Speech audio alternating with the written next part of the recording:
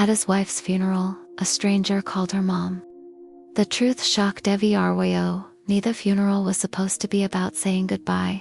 Instead, it became the day Michael Carter discovered he never knew the full story of the woman he loved. The church was filled with quiet voices and grieving faces. Friends, neighbors, co-workers, family members, all gathered to honor Emma Carter, a woman known for her kindness, her patience, and her ability to make people feel seen. Michael stood near the front of the sanctuary. His 18-year-old daughter Sarah sat beside him. Together, they greeted the endless stream of visitors. Each conversation felt the same: a hug, a memory, a few words of sympathy, then another person, and another, and another. Michael was exhausted, not physically, emotionally. After 23 years of marriage, he couldn't imagine a world without Emma in it. Then something happened, something that made the entire room fall silent. A young man entered the church. No one recognized him. He looked to be in his early 20s, tall, thin, nervous. He carried a single white rose. Without speaking to anyone, he walked directly toward Emma's casket. Michael assumed he was a distant relative, or perhaps someone Emma had worked with. But then the young man stopped beside the casket, placed the rose gently on top, and whispered 5 words: "Goodbye. Mom, I love you." Michael froze. Sarah froze. Several nearby guests exchanged confused looks. The young man lowered his head, then quietly turned to leave. Michael's heart pounded. Because Emma had never had a son, he knew that they had one child. Sarah, only Sarah. So who was this young man? And why had he just called Emma Mom? Before the stranger could reach the door, Michael stepped into his path. "Excuse me." The young man stopped. His eyes were red, as though he had been crying long before he arrived. Michael tried to remain calm, but the question escaped before he could stop it. "Who are you?" The young man looked toward Emma's casket, then back at Michael. "My name is Jacob Reed." Michael waited. Jacob swallowed, as if choosing his next words carefully. "Your wife saved my life." The answer only deepened the mystery. What does that mean? For several seconds, Jacob remained silent. Then he shook his head. "Not today." Michael frowned. "What are you talking about?" Jacob reached into his jacket pocket. From it, he removed a sealed envelope. Across the front was written, "For Michael and Sarah," in Emma's handwriting. Michael's breath caught. He would have recognized her handwriting anywhere. Jacob handed him the envelope. "She asked me to give you this if anything ever happened to her." The church suddenly felt smaller. The air felt heavier, because now there was no doubt. Emma had known this young man, and whatever connected them, she had chosen to keep it secret. Jacob looked once more toward the casket, then quietly walked away, leaving Michael and Sarah staring at the envelope. Neither of them spoke, neither knew what to think, but both understood the same thing. Their wife, their mother, had been hiding something, and the answer was waiting inside that envelope. Michael stared at the envelope, long after Jacob disappeared through the church doors. For several moments, neither he nor Sarah moved. The funeral continued around them. People talked quietly. The organ played softly, but Michael barely noticed. His attention remained fixed on Emma's handwriting. Finally, Sarah spoke. "Dad." He looked at her. "What if we open it?" Michael hesitated. Part of him wanted answers immediately. Another part wasn't sure he was ready. Yet Emma had clearly intended for them to read it. Slowly, he opened the envelope. Inside was a letter, only 1 page. Michael unfolded it carefully, then began reading. "Dear Michael and Sarah, if you're reading this, then Jacob finally found the courage to come. Please don't be angry with him, and please don't be angry with me. There is something I've wanted to explain for many years, but I never knew how. Jacob is not my son, at least not by birth, but in every way that truly matters. He became family." Michael exchanged a look with Sarah. His heart pounded harder. Emma continued, "Before you judge what I kept from you, please learn the whole story. Jacob deserves that, and so do you." The letter ended with an address.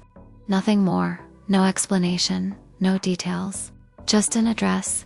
3 days later, Michael and Sarah stood outside a modest community center on the edge of town. The building looked ordinary, A faded sign, a small parking lot, children playing basketball nearby. Michael frowned. What does this place have to do with Jacob? Sarah pointed toward the entrance. A photograph hung beside the door. The moment Michael saw it, he stopped walking. The picture showed Emma, smiling, standing beside a group of children. Some looked 7, some looked 15. All of them appeared happy. Below the photograph was a plaque. Volunteer of the Year. Carmichael stared. He had never seen the photo before, never heard of the award, never even known Emma volunteered there. For a moment he felt guilty. How much of her life had he overlooked? Inside the building, a woman in her 60s greeted them warmly. My name is Linda. The moment she heard Emma's name, her expression softened. She smiled sadly. We all loved Emma. Michael felt another question forming. How well did you know her? Linda laughed gently. For almost 16 years. Michael froze. 16 years. Emma had volunteered here for 16 years. And he had never known. Linda led them into a small office. Photographs covered the walls. Emma appeared in dozens of them. Birthday parties, graduations, holiday events, school ceremonies. Everywhere Michael looked, there she was. Helping, smiling, encouraging. Sarah wiped away a tear. Mom never told us. Linda nodded. That's because she never wanted recognition. Michael sat down slowly, then asked the question that had haunted him since the funeral. Who is Jacob? Linda's eyes softened. He was one of our children. Michael frowned. Our children? The children who came through this center. She paused. Jacob arrived when he was 7 years old. Michael remembered the photograph Jacob had shown him. The one with his parents. The one before everything changed. His parents died in a car accident. Linda continued quietly. He entered foster care. Multiple homes, multiple schools, no stability. Sarah lowered her head. Linda smiled sadly, then Emma met him. The room fell silent, because Michael suddenly knew. Before Linda even continued, he knew. She couldn't stop worrying about him. Linda laughed softly. Honestly, none of us were surprised. That was Emma. She saw people everyone else overlooked. Michael felt tears forming, because that sounded exactly like his wife. Linda opened a filing cabinet, then removed a thick folder. Jacob read. Inside were report cards, photographs, certificates, letters, memories, an entire life, and woven through every page was Emma. She attended parent conferences, helped with homework, paid for tutoring, bought school clothes, celebrated birthdays, encouraged him through setbacks, supported him through college applications. Sarah stared at the documents. Dad, her voice cracked. Mom practically raised him. Michael couldn't answer. Because she had, not because she had to. Because she chose to. Then Linda handed him one final envelope, again. It was addressed in Emma's handwriting. For Michael, when you're ready. Michael's hands trembled. Because somehow, even after her death, Emma was still finding ways to surprise him. And what he was about to read would finally explain why she kept Jacob hidden for all those years. Asterisk. Michael stared at the envelope for a long time. For some reason, this one felt different. He had spent the past few days uncovering pieces of Emma's hidden life. But now, he suspected he was about to learn why she had kept it hidden. Slowly, he opened the envelope. Inside was a handwritten letter, several pages long. The familiar handwriting instantly brought tears to his eyes. For a moment, it felt as though Emma were sitting beside him again. Smiling, waiting patiently, Michael took a breath and began reading. Dear Michael, if you've reached this letter, then you've already met Jacob, and you've probably discovered at least part of the truth. Before I explain anything else, I need you to know something. I never kept Jacob a secret because I didn't trust you. I kept him a secret because I knew you. You have one of the biggest hearts of anyone I've ever met. And that's exactly why I was afraid to tell you. Because if you had met Jacob when I did, you would have tried to save him too. Michael stopped reading. A tear rolled down his cheek, because she was right. She knew him better than anyone. He continued, the first time I met Jacob, he was 7 years old. He barely spoke.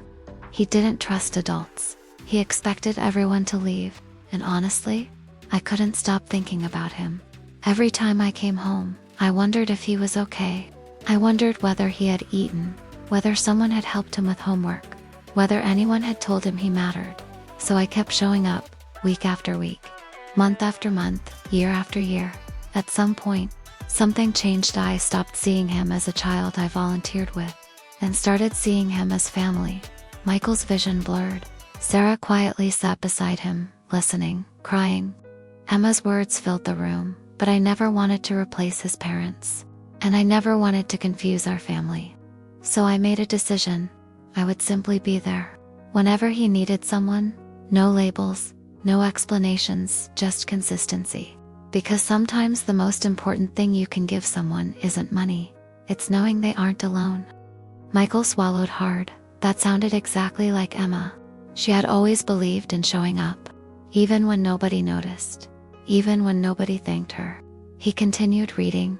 Over the years, Jacob started calling me Mom, not at first, not often, mostly in private, and every time he did, I felt two emotions at once, pride and sadness, because I knew how much he missed the people he lost.